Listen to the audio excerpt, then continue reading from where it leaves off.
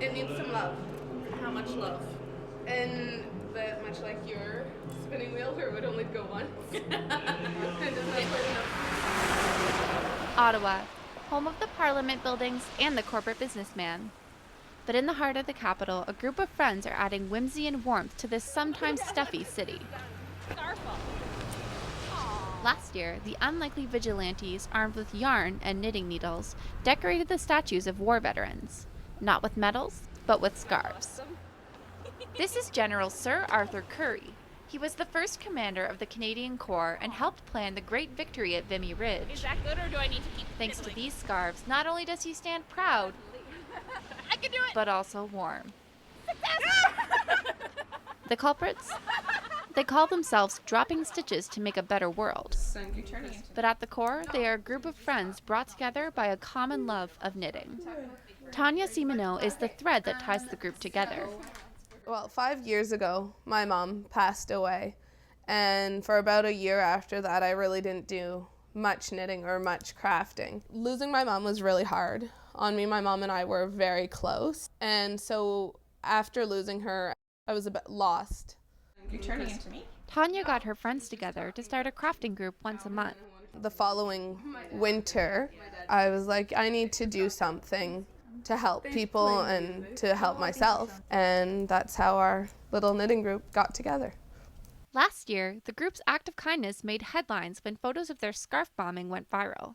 Micheline St. Pierre is one of the group's founding members.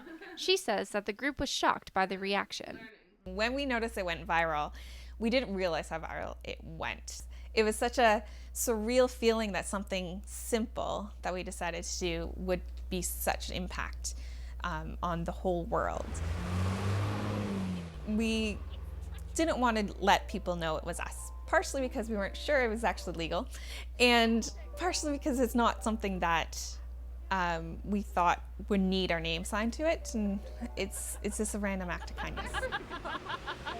This year, when the Stitchers arrived downtown to warm up the city, they found many statues already covered. Other anonymous groups had taken up their needles with a similar mission to protect Ottawa from the cold. I think it's great on them that they're doing it.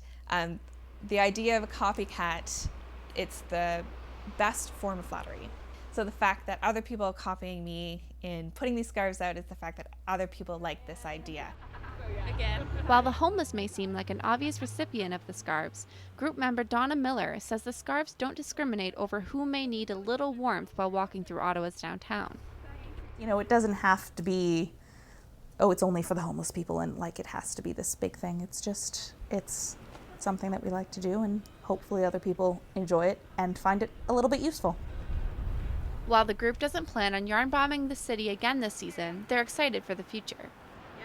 We're going to keep knitting. We're going to keep being friends. We're probably going to keep doing fun things. And, you know, maybe next year we'll have to go someplace else and take it on the road, because when we went downtown, there are statues that were naked were few and far between.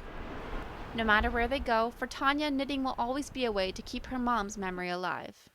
I think my mom would love the knitting group. She'd be very supportive, you know. I like to think, you know, it's not just us giving away the scarves, she's giving them away too. For the 25th hour, I'm Sarah McMichael.